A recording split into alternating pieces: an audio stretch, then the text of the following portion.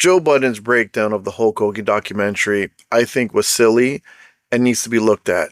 Stay tuned for my opinion on it.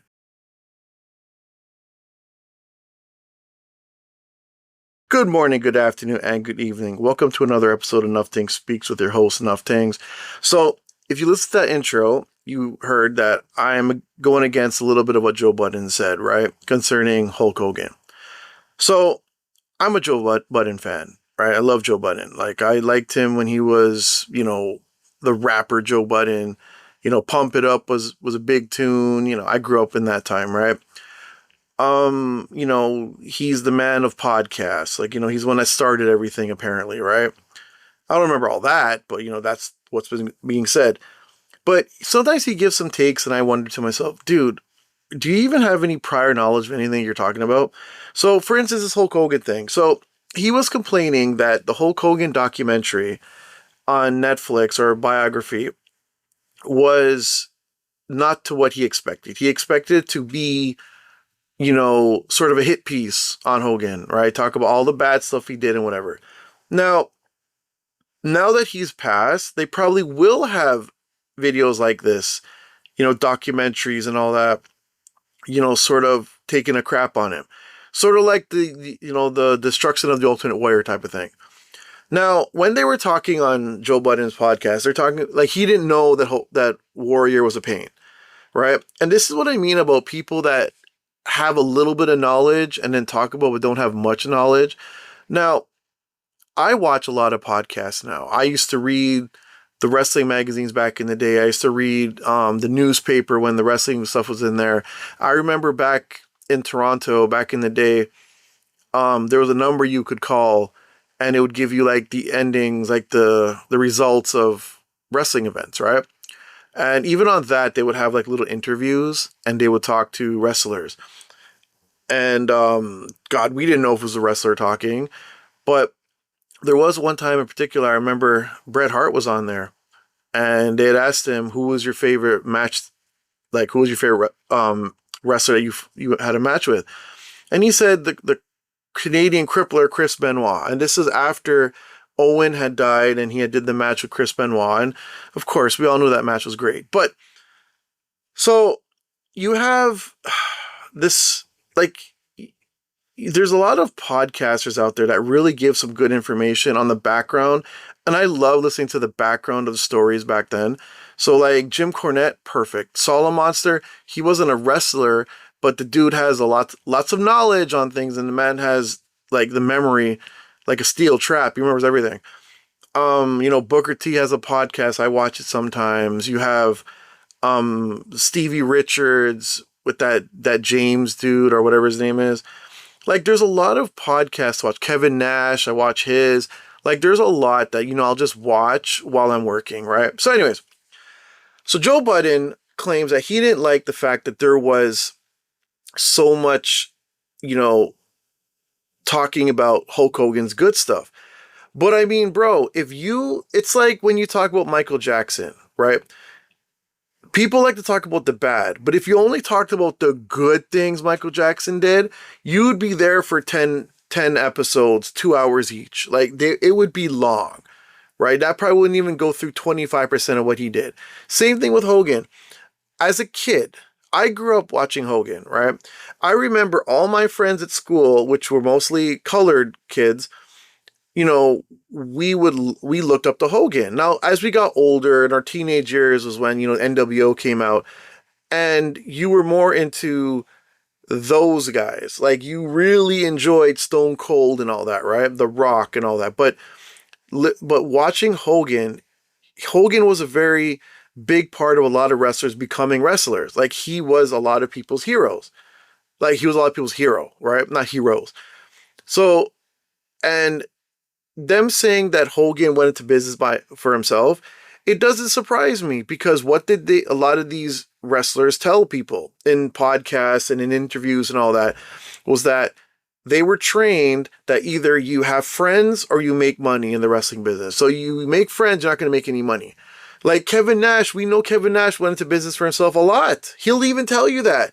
But the thing about Hogan is that his mouth was big and he got caught with his pants down. Literally. Like, you had the Dirty movie. You also had the racism stuff, right? Now, not saying that what he did was right, because it wasn't. But what you say in the privacy of your own home, you know how much people would get in trouble if you found out what they said in the privacy of their own home?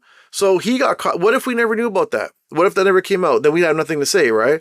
It's not like this guy came out and just started randomly saying the N-word, telling people, so I'm not even going to bring it up, but like, wars were, you know what I'm saying. I can't even say it because YouTube will cut me out. But the point is, a lot of us say things that we regret, right?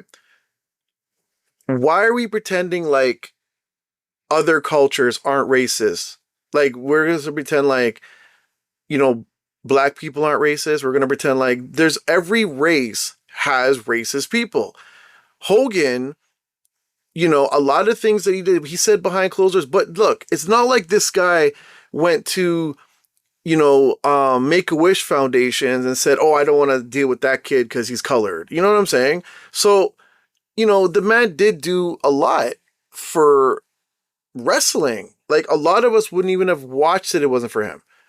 Like, yes, he got boring after a while. And yes, he went to business for himself. But he had to make that money. If he didn't make his money, how could Linda have taken all of it? Do you know what I'm saying? Like, we grew up through that. I remember when Linda divorced him and took all the stuff out of the house. I think she even took the toilet seat off the toilet, from what I remember. Like, she was diabolical. Now, that biography, when I heard that she would have her little boyfriend and she would go into Hogan's boat and they would do the nasty while Hogan could watch from his window, I'm like, yo, I did not know that. Damn. And then what did he say? He understands why OJ did it. And then everyone's mad at him. I mean, bro, it's not like he did it.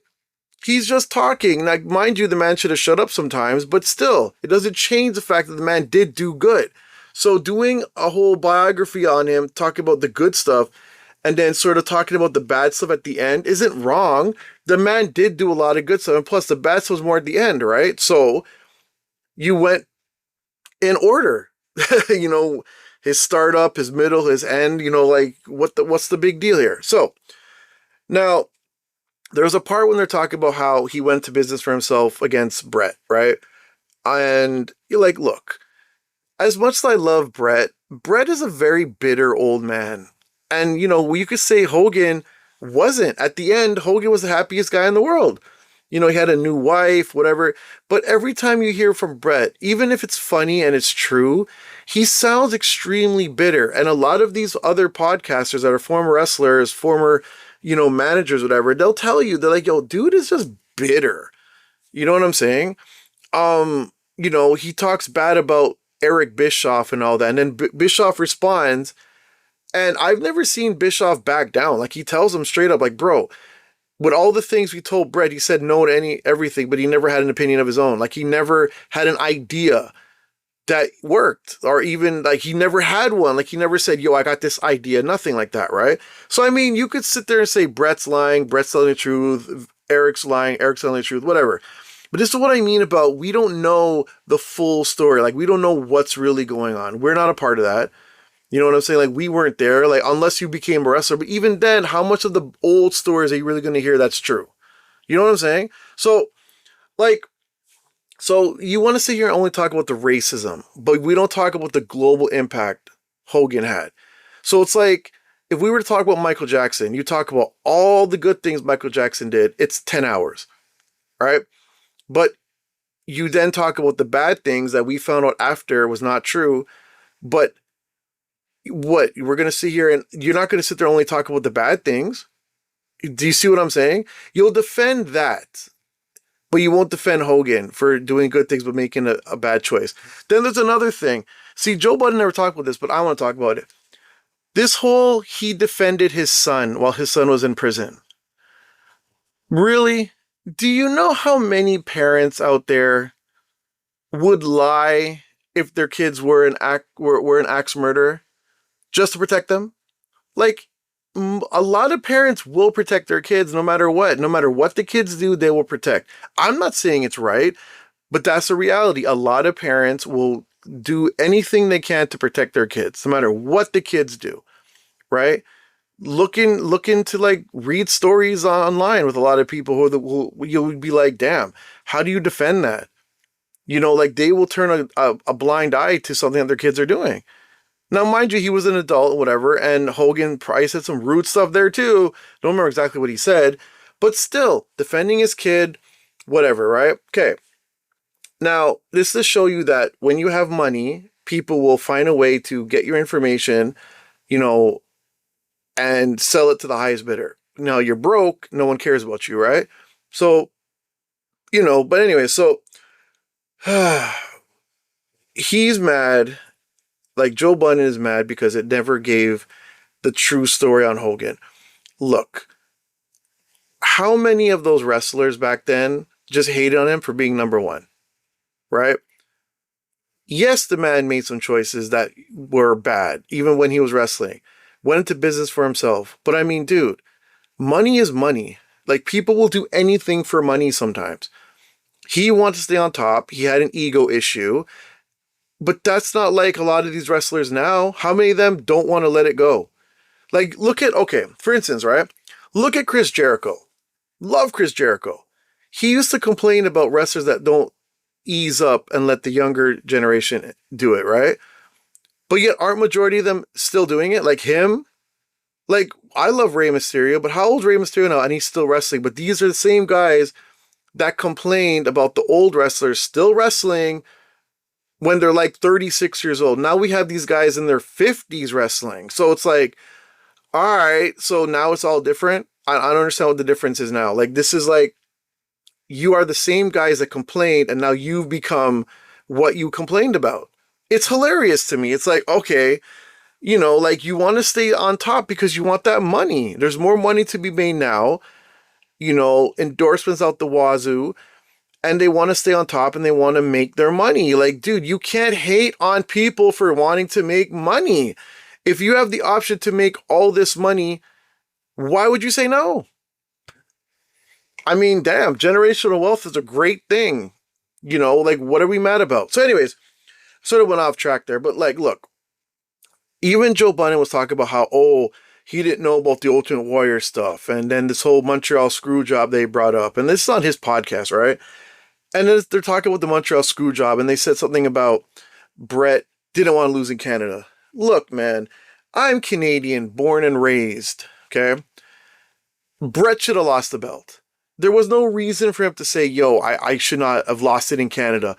Dude, you're from Alberta. They were in Montreal. If it was Alberta, okay, you know, yeah, all right, you don't want to lose in your hometown. But the whole of the country, bro? So that's like, if a wrestler is born in the States and he can't lose the belt in the States. It's dumb. The argument is stupid. Like, he can sit there and be like, yo, I'm Canada. Look, man, do you guys know, and this is not me making this up, you know The Rock? You know his dad is from Nova Scotia, right? Like, Rocky Johnson is a Canadian dude, right? Canada has this rule.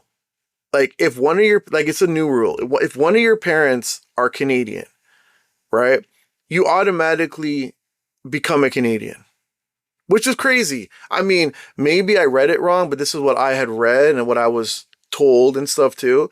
So because of that, The Rock became the biggest Canadian out of Canada, like the most well-known. Yet The Rock is a dude born in, what was it, Florida? He's an American. I don't see him ever talking about Canada in a positive light.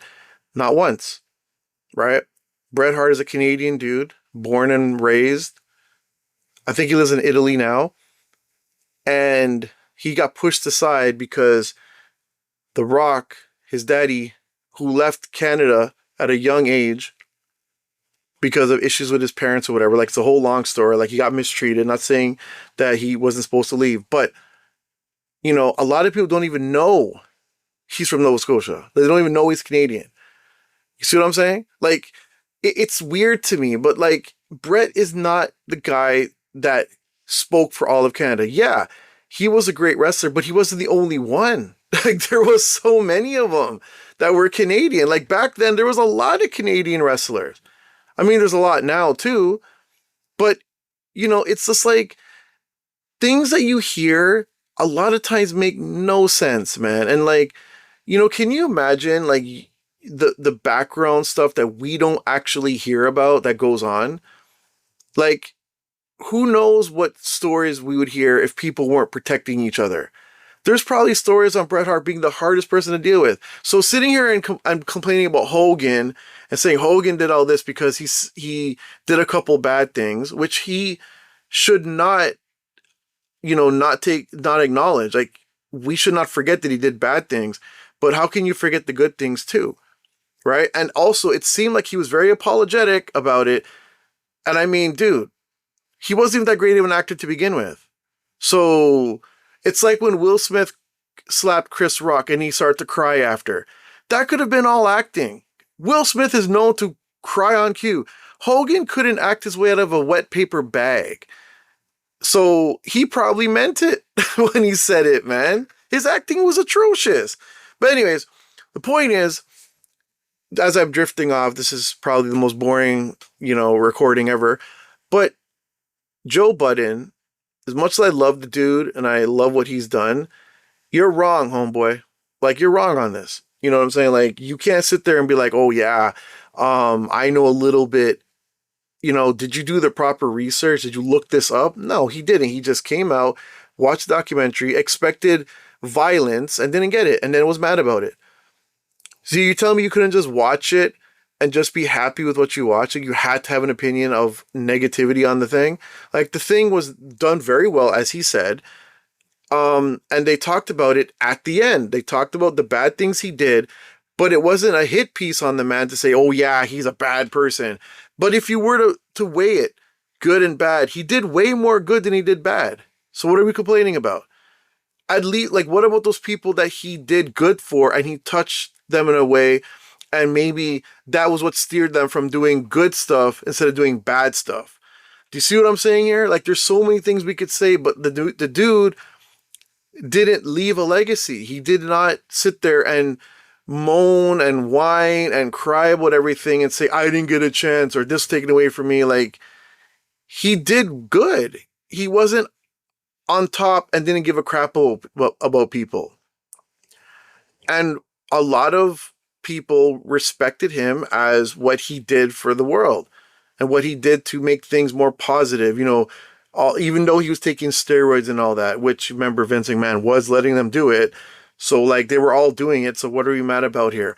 Anyways, whatever, man. I'm starting to notice that I'm not agreeing with a lot of Joe Budden stuff.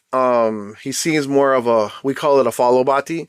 Like, he seems to be following a lot of things and without any information. And then he has that little funny laugh, that little snicker with everything. And I'm just like, yo, man, like, I like you and all, but I'm starting to wonder if you're just doing this now just to troll everybody and to make a little extra money to keep your name out there. But anyways, that's my video on the Joe Budden stuff and all that good stuff. I was going to bring up stories about growing up and watching Hogan, but I don't want to. Anyways, I'll see you in the next video.